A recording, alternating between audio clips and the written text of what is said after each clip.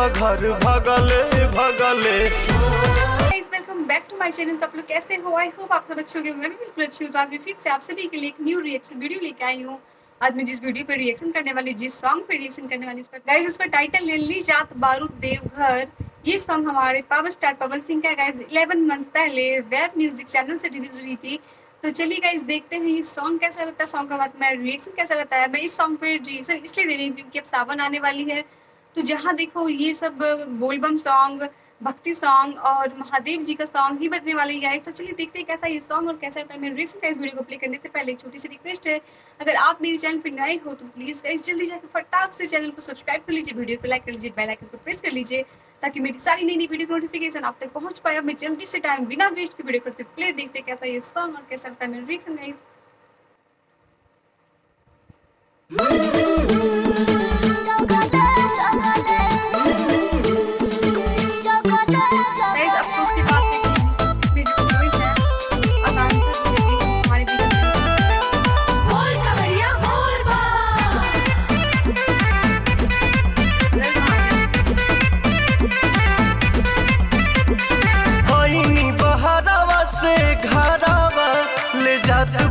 देवघर भगले भगले।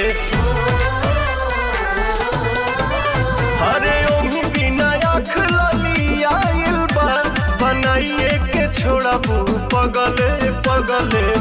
रहिया में भीड़ बड़ी लगले, जीजा जगले जगले, गड़िया चलाई अगले बगले, जीजा जगले जगले।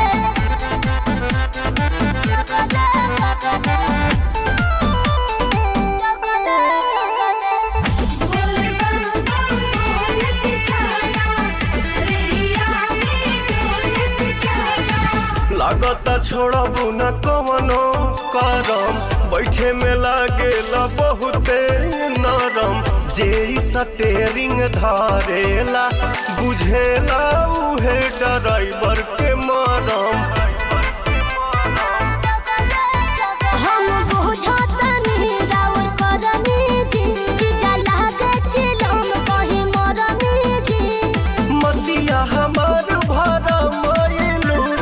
ठगवन ऐसन ठगले ठगले।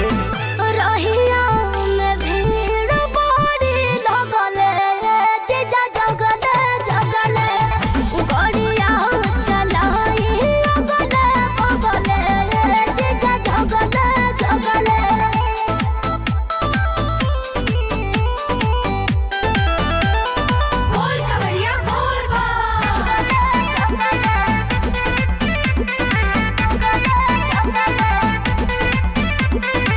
काहे बरावत खीसे बाड़ू, हमरा में काढ़त फीसे बाड़ू। मीठ मीठ बात बतियावे में तू तो दीदियों से अपना बीसे बाड़ू। रहुआ बड़ी बतियावे।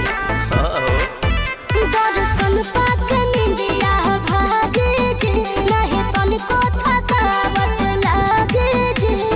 खतरा करा देबू जतरा में, तू गोलिया से गोलिया दगले दगले। रहिया में भीड़ बड़ी लगले, जीजा जगले जगले, गड़िया चलाई अगले बगले, जीजा जगले जगले।